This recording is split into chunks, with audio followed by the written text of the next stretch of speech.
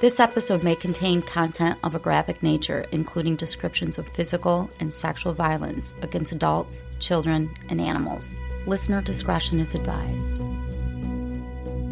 Hi everyone, I'm Talia. And I'm Tanya. And together we are Crimes and Consequences, a true crime podcast.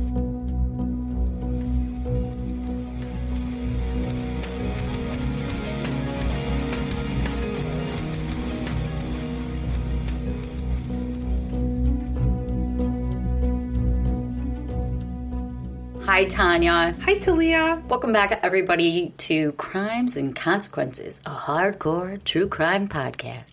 How are you doing? I am doing pretty good for a Monday. It is Monday, isn't it? Yeah. Well, it's a Monday, and it's going to get better because I'm going to tell you a holiday true crime story. Oh, no. Doesn't that seem so wrong? It does seem extremely wrong. I know everybody else here listening can probably relate, but on some level, it feels wrong and right. All at the same time. All at the same time. So you ready? Absolutely. Okay, let's do it. Oh, but before we begin, as a Christmas, holiday, Hanukkah, Wish. Peo Mabla, what is it? Peo Mayombi. Peo Mayombi. Kwanzaa. Gift to us. Could you please subscribe or hit the follow button? On that note, are you ready? I was ready, yes. I've been ready. Are you still ready? Yes. Okay, here we go. This story is about a family. We're going to start out with the matriarch. Her name is Kathleen, but she goes by Kathy. Kathy is married to David Smith. Kathy's maiden name was Kathy Crowley. David and Kathy got married when they were in their teens, and they had 3 children together. They had a daughter named Terry, a daughter named Leslie, and a son named David Smith Jr. The family lived on a house on Beaumont Avenue in Philadelphia, Pennsylvania. I actually Googled the house. Did you? I did. So I can describe it very well to you guys. The house now keep in mind the story is from 1983, but the house now is 3 stories. It has a basement, but then it's got a second level and it's got this third level. But these houses, and it's really important that you kind of understand what they look like. So there are a bunch of houses that are attached to each other, a lot like townhouses. So there's no side yards. And the front of the house, you've got the road, then you've got the easement of grass, the sidewalk, their yard. All of these houses had enclosed porches. So for this particular house, you had to walk up 4 stairs to get to the front door, and that's an enclosed porch. Then you got to walk through the porch and then open the door in that porch to get inside the house. Are you with me? Yes. Okay. So if you were walking down the sidewalk, you could actually see the basement from where you're walking. Got it. Got it? Because Yep. you got to walk up a flight of stairs to get to the first floor. Right. Okay. Okay. That's important. The Smiths' enclosed porch, it was filled with sheetrock, tiles, and wood, and other materials used to remodel their house because their house was in repair. They were doing a bunch of things to it to make it look nicer. So if you walk in their enclosed porch, you're going to run into some old furniture, some furniture from inside their house that they put on the enclosed porch because they're doing this remodeling. Then you're going to open a door and you're going to be in the living room. Okay? Okay.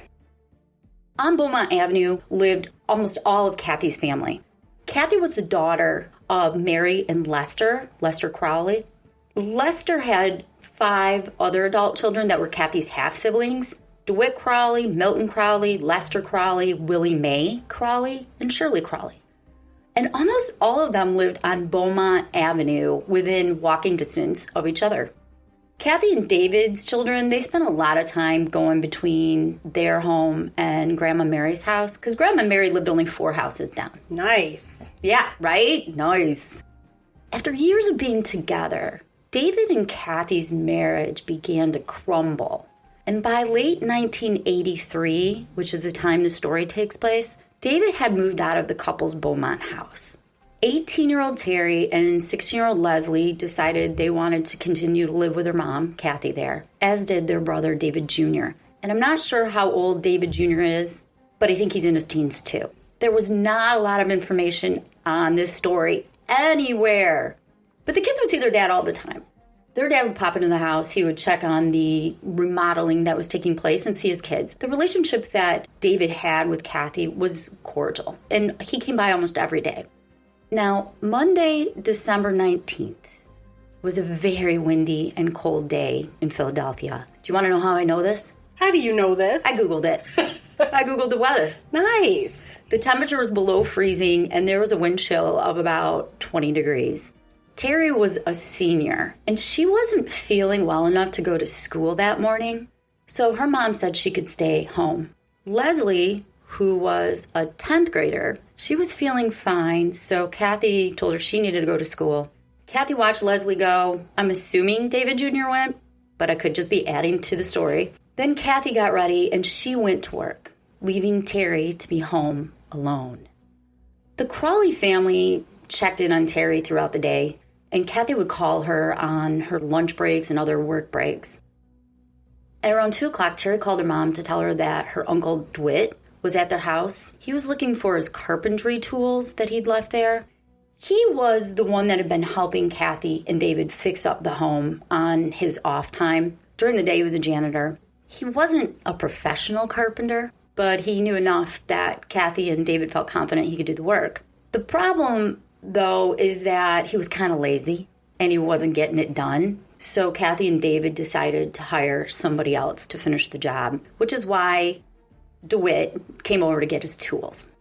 The people that were going to take his place were supposed to start any day on the carpentry, but they weren't supposed to be there that day.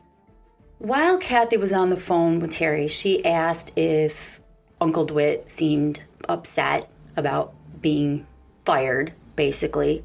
And Terry was crying, and she quickly told her mom, I'll call you back in a few minutes. True to her word, she called her mom back within a few minutes.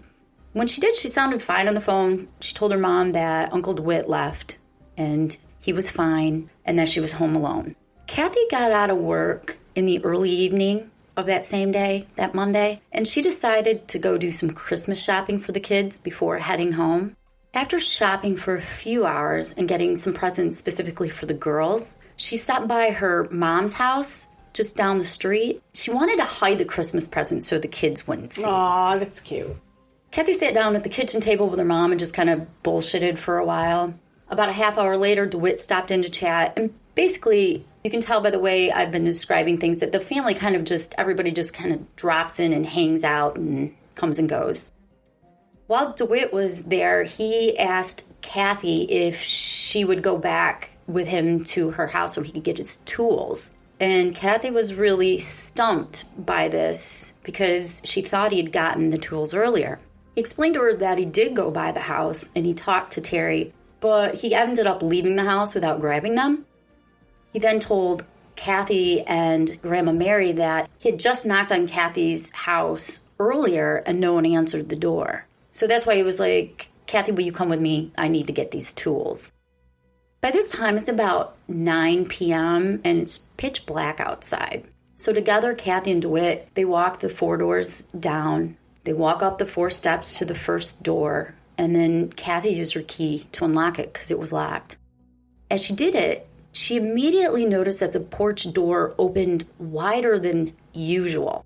Usually the door would be hampered by a couch and a table that were stored in there, so it wouldn't open all the way. But that winter night, the door swung back freely, and the furniture appeared to be pushed back farther than usual, which gave it space to open it. Kathy thought it was strange, but there was work being done in the house, and David would come in and out, so she didn't really concern herself with it. She unlocked and opened the second door, and together DeWitt and Kathy entered the house. The only light throughout the entire home came from this small lamp that was on the end of a table in the living room, like an end table, and it's just a small lamp. The lamp itself was very close to the door, so as soon as Kathy walked in, she turned it on. DeWitt followed her, and his carpeting tools were on the floor right by the couch, so he picked them up. He said goodbye to Kathy, and he walked back down to his house, which was down the street. After DeWitt left, Kathy decided she didn't want to be home alone. There appeared to be no one home, so she walked back to her mom's house, and she hung out there for a while, again. Grandma Mary told Kathy that Terry had called earlier that day and told her that she was feeling better. In fact, Terry was feeling well enough that she planned to go with one of her girlfriends to some stores and do some Christmas shopping of her own. Grandma Mary also told Kathy that 16-year-old Leslie had stopped by Grandma Mary's house after school. And while she was at her house, Grandma Mary told her that the basement light was on over at Leslie's house. And again, you can tell, anybody can know because you just have to walk by. And the basement is actually almost like a first level. It's like a half a level. So Grandma Mary sent Leslie back over to her house and told her to go shut the basement light off. Leslie never came back to Grandma Mary's house, but she wasn't really that worried about it because Leslie's 16 and a bunch of her friends lived on the same block, and she was always just hanging out with them. So it wasn't really that big of a deal that she didn't come back to Grandma's house. By 10 o'clock, Kathy was getting tired and decided to walk back to her house. She walked up the steps, she opened the door, and she went inside. She sat down on the couch for a second and started taking off her shoes. She was going to relax for the night. As she did, she heard this faint sound. It was someone's voice. It was so quiet that it could only be heard when she was absolutely still. She traced the sound to the front porch. It was coming from Terry's radio, which Terry, by the way, never took out of her own room. It was always in her room. The radio was on top of the couch that was stored on the enclosed porch. Kathy hadn't seen the radio when she first walked into the house because it had been blocked by sheetrock. Kathy realized that the sheetrock had been moved because when she left that morning, it was positioned across the couch, and now it was propped up against it, and that's why it blocked the radio. And she didn't hear the sound when she first came in because it was so quiet. That's when Kathy began to notice a lot of unusual things.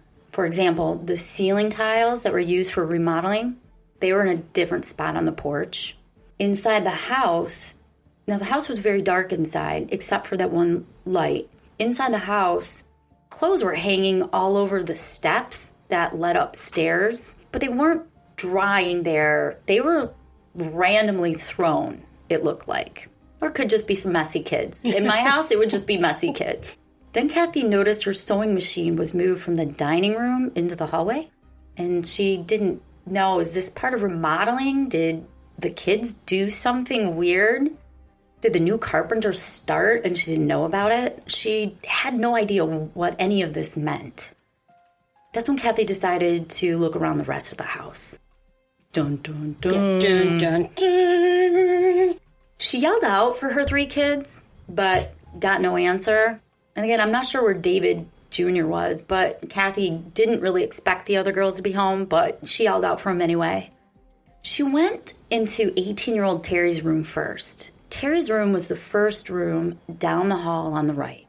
The door was closed. She opened it and she tried to turn on a light, but the light wouldn't work.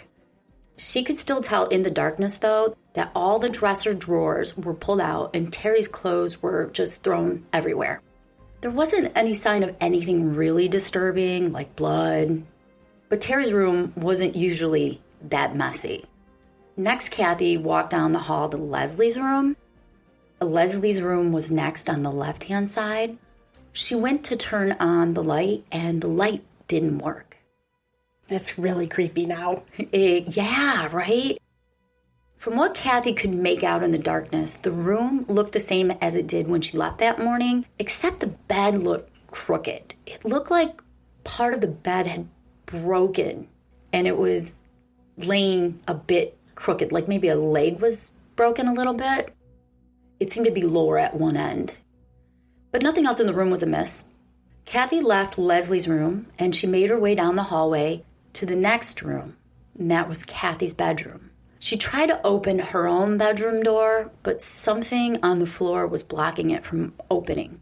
The hallway light didn't work, the bedroom's lights didn't work, and Kathy was starting to get a little concerned. I would be in full throttle panic. I would be in a panic by now.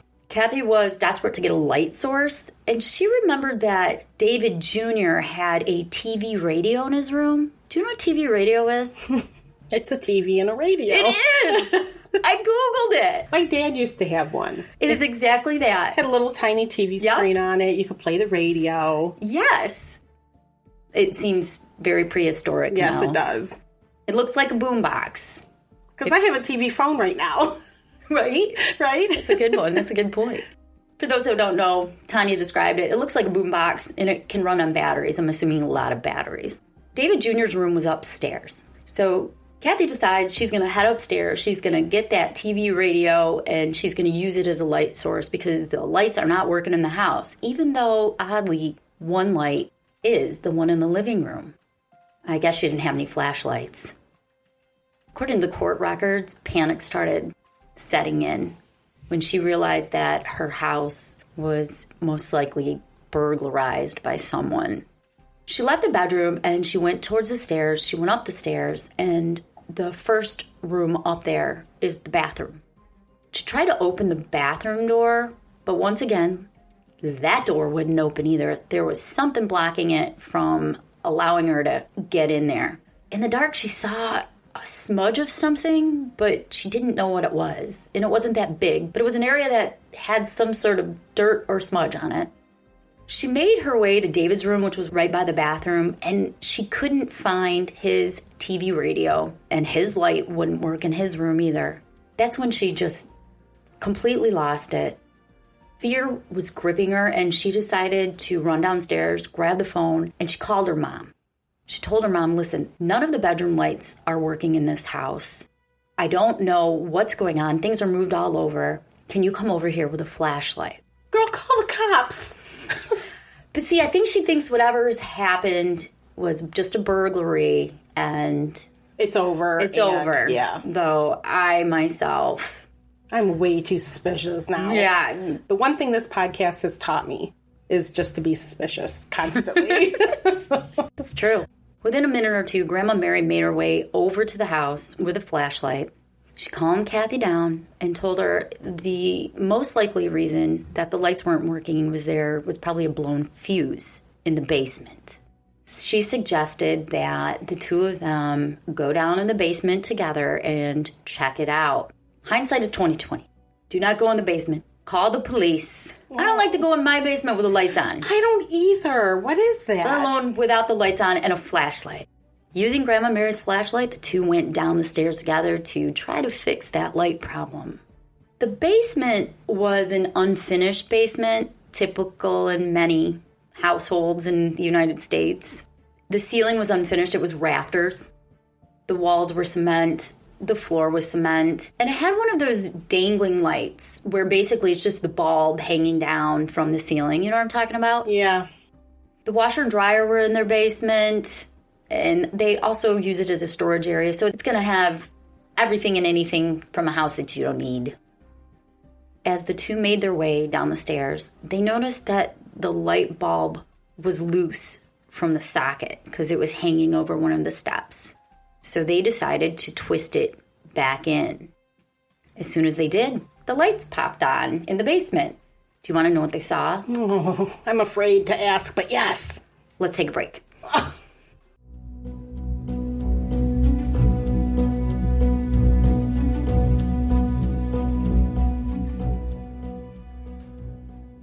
The first thing they noticed was that the sleeping bags, a tent, and other camping equipment was pulled out from where it was usually stored. The stuff was placed in the corner of a basement in a semicircle of sorts.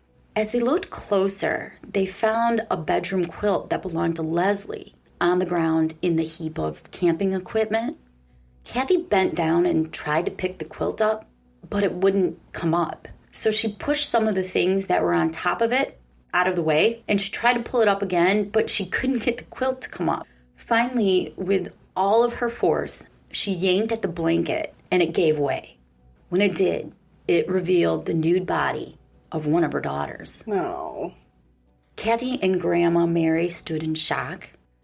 And what makes this even worse, Tanya, is Kathy couldn't tell which one of her daughters it was because duct tape was wrapped around the entire face of the young girl except for one eye. Oh, no. Really? Kathy and Grandma Mary assumed it was 16-year-old Leslie. She was the one sent to shut the basement light off. In her shock, Kathy was convinced she heard Leslie make a moan. She was so convinced that she moved her body towards her and leaned in to hear her, but the moan was only imagined. This daughter was clearly dead. There was blood everywhere on the body. Kathy frantically tugged at the tape on the face, but the duct tape wouldn't come off, so she ran upstairs to the kitchen and she grabbed a knife. Besides being duct taped, the body had an electrical cord that was wrapped around the neck, and it connected to her hands, which were bound to her neck. So her hands were up by her neck, and then it was all tied tightly. Kathy came back down to the basement with a knife, and she handed it to Grandma Mary, who cut the electrical cord from around the body's neck and then helped cut the tape off. When they did, they realized that it wasn't Leslie that was dead. That was 18-year-old Terry. Oh. Kathy ran upstairs again to phone the police, but she was in such a state of shock she couldn't get the phone to work.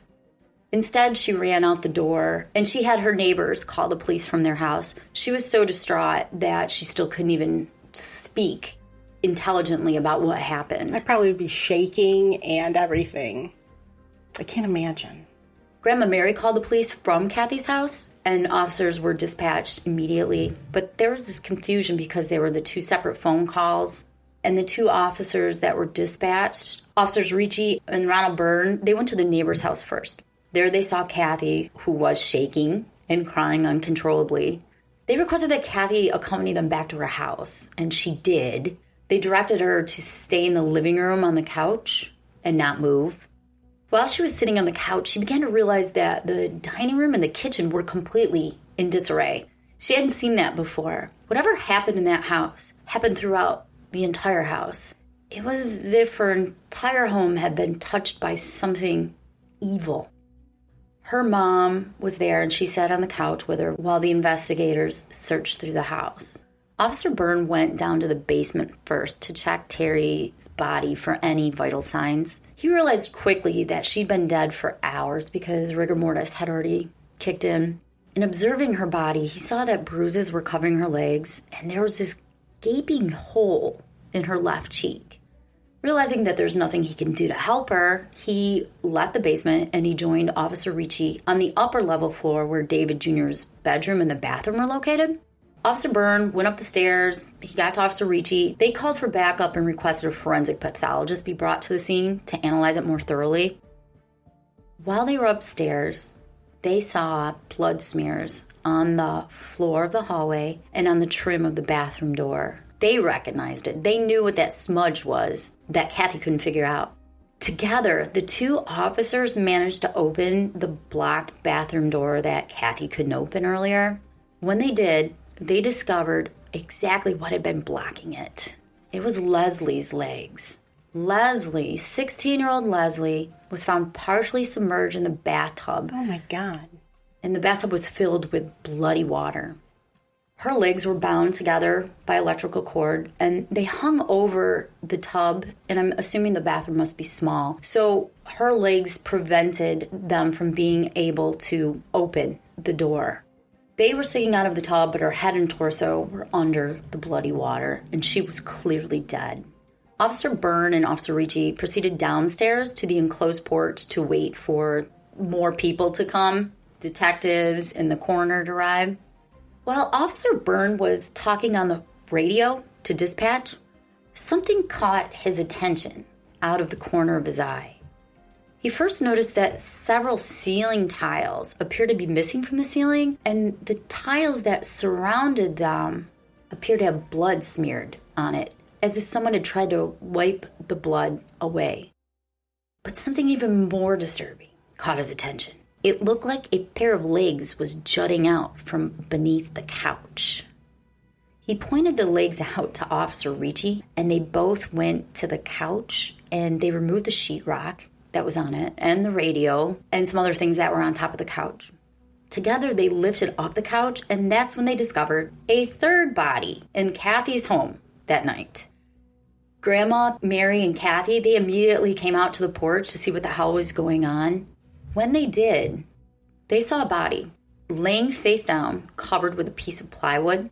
Officer Byrne lifted the plywood, and they could tell it was the body of a man.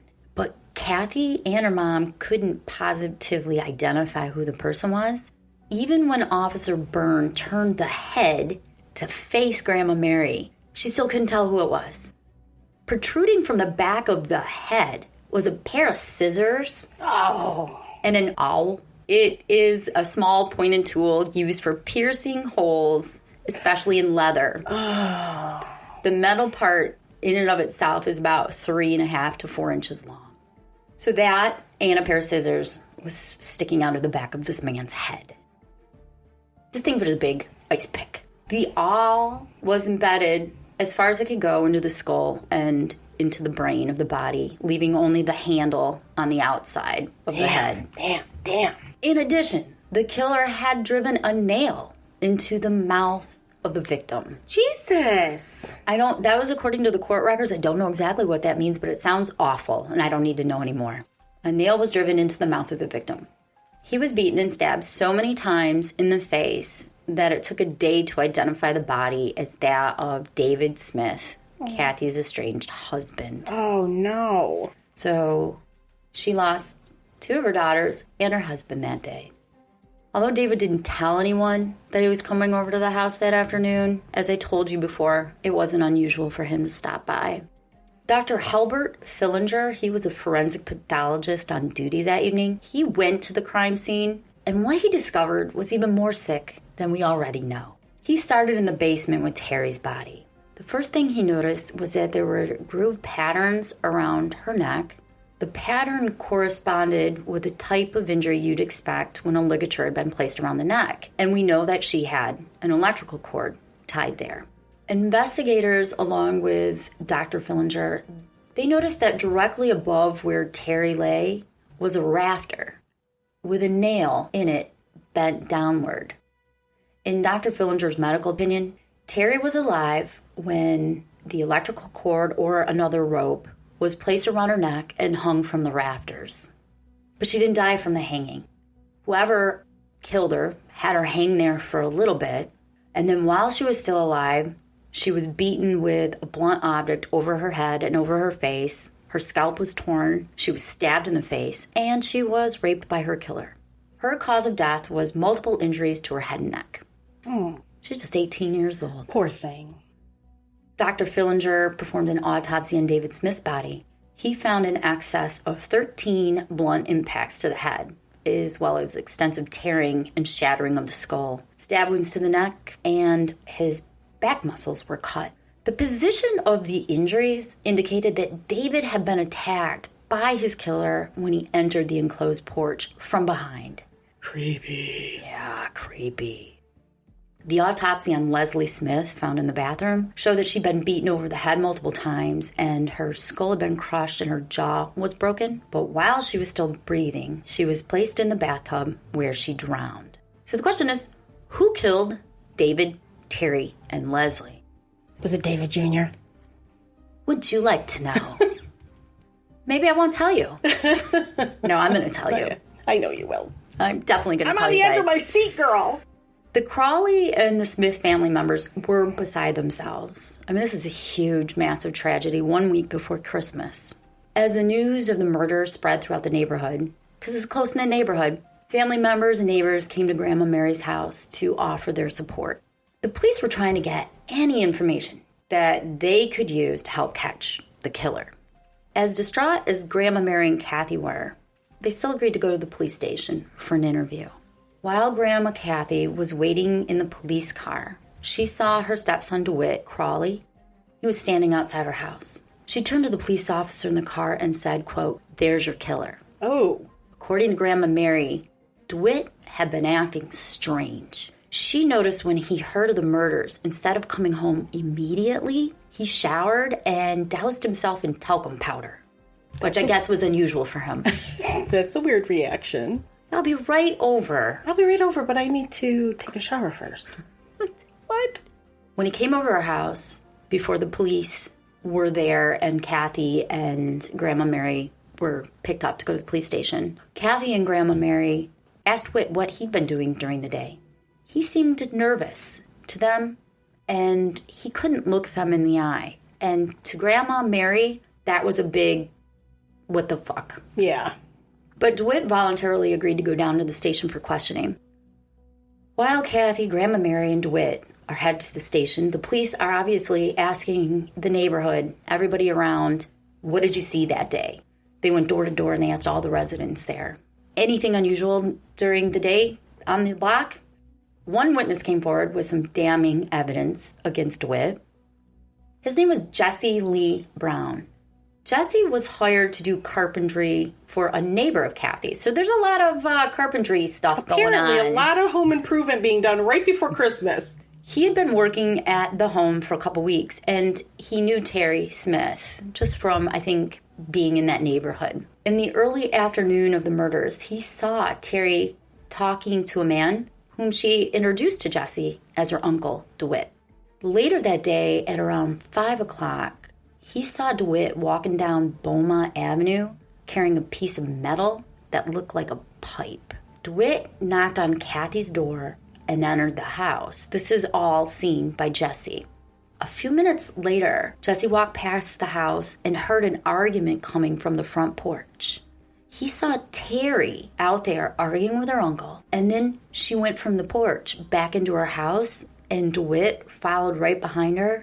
Jesse saw DeWitt raise a pipe and strike Terry on the left side of the head, but he didn't do anything about it. What the heck? He says he didn't want to get involved. Well, that happens to a lot of people Okay, in our stories. Use a phone. I know, right? I mean, he just watched an 18-year-old get hit upside the head with a pipe. He could have made an anonymous tip. But Jesse says he felt relief because within a few minutes, David Smith had pulled up to the house and he went inside. Oh, shit. I know. He didn't hear any more screams or loud noises coming from the house after David entered, which is really odd because David was attacked on the porch. But in Jesse's defense, he's going about his business, working. So, I don't know. Maybe he didn't want to hear or see anything anymore. But Jesse did see one more unusual thing. Later on, he saw DeWitt driving David's car away from the scene. And one thing about David Smith is he never let anyone drive his car. Jesse wasn't the only person that saw DeWitt at the crime scene after Terry had told her mom earlier that day he left. A neighbor named Angela Davis, she told authorities that she first saw DeWitt at the Smith's house around 1 or 2, which would make sense because that's when Terry called her mom and said, Uncle DeWitt's here. She saw him a second time at around 5, and when she saw him, he was on the porch poking the ceiling with a pole or a stick. After he did that, she watched him walk into the house. Confirming Angela's statement was another neighbor named Jerry Noval. He saw DeWitt in the house during the course of several hours, and he saw him also poking at the porch ceiling. While DeWitt was still in the house and Jerry saw him, he also saw Leslie Smith come from her grandma's house in order to shut off the basement light. He watched her enter the house, but he never saw her leave. So why did DeWitt kill his 2 nieces and his brother-in-law, allegedly? Allegedly. Well, there are a few reasons. I'm glad you asked. Milton Crawley, DeWitt's brother and Kathy's half-brother, a few weeks before the murders, he hired DeWitt to do some carpentry work at his house. DeWitt was very unreliable, and he didn't end up finishing the job, so Milton hired someone else to do it. Then one day, DeWitt came and he was like, hey, I'm here to work. And he discovered that Milton had already hired somebody who actually completely and utterly finished the job. And this pissed DeWitt off so much that he threatened to kick his brother's ass over it. He might have even threatened to kill him because they made a really big deal about him being threatened. But I'm just going to err on the side of caution and say kick his ass. This explains why Kathy was concerned and asked Terry if her uncle seemed upset that someone else was doing the work around the house. But I mean, no one in the family believed that DeWitt would actually kill anybody. 3 people. But they maybe should have. And here's why. When DeWitt was 18 years old, he was arrested for murder. In 1970, he stabbed a 16-year-old African-American boy to death. 16 times he stabbed him. He pled guilty to second-degree murder, and a judge went lenient on him. And I know about this because the prosecutor for the murders of the Smiths was pretty pissed that DeWitt got 5 years for killing someone when he was 16. And in fact, the prosecutor said to the jury, let's show how wrong the judge was. You need to sentence DeWitt to death. And strangely, maybe people in Philadelphia, maybe this will make more sense to them. One of the comments in DeWitt's first murder trial, during this penalty phase, the judge made some comment about the boy being from the west side of Philly and kind of minimized the murder. I don't know what that means. But he also said he believed that DeWitt didn't mean to kill the kid, only hurt him. Really? By stabbing him how many times? 16. It was an accident. Oops. In 1984, DeWitt went on trial for the rape and murder of Terry, the murder of Leslie, and the murder of David Smith. The jury found him guilty, and a sentencing hearing was held. As I told you before, the prosecutor was urging the jury to hand out a death sentence. DeWitt testified. He said that he'd been doing speed for 3 years, and his addiction increased after he got into a car accident in 1982. I don't know if this was supposed to elicit sympathy for the jury or justify his homicidal behavior. The prosecutor countered this by having DeWitt's own mother. Now, this is not Grandma Mary. She's his stepmom. DeWitt's own mom took the stand and said that DeWitt attacked her on multiple occasions. Milton, his brother, took the stand and said he was threatened, as I told you. And on June 10th, 1985, the jury handed down 3 death sentences to DeWitt. On May 1st of 2015, DeWitt was resentenced to life without parole in order to be incarcerated in a single cell all by himself. Something happened in Pennsylvania, and I didn't want to get all into it, but basically the death row is not... I don't think they have the death penalty anymore. Something happened. I don't know. But there was some issue, and that's why in 2015, his case was reexamined. So DeWitt Crawley is now 68 years old. He's currently housed in the Green Supermax Correctional Facility in Waynesburg, Pennsylvania. He sometimes goes by his alias. Oh, I can't wait. Kenneth Shank. Nice. Grandma Mary died February 12, 2002. In her obituary, it says that she was the mother of Kathleen and the stepmother to Milton, Lester, Shirley, Willie Mae, and DeWitt. It also says she's the grandmother of 9, including, quote, a special grandson, David Lee Smith, Jr., end quote. Why was he a special grandson? I don't know, but he is. Okay. I don't know. That's why I wonder if there was more to him in this story that I don't know about. I'm curious. Well, DeWitt is a complete piece of shit. Yeah. Wow. All over some home improvement projects? Yeah. He raped his niece. Yes. What the fuck is that? Damn. Boy. Well, that's a true crime. Happy Christmas story. Happy holiday story. Damn. Oh, thanks for that, Talia. My heart bleeds for Kathy and David and the Crowleys. That is just awful. It is awful. It really is. That's how I spread the true crime. Not cheer. That's Spirit? Not Spirit? I don't know. I don't know. This is getting dark. I know.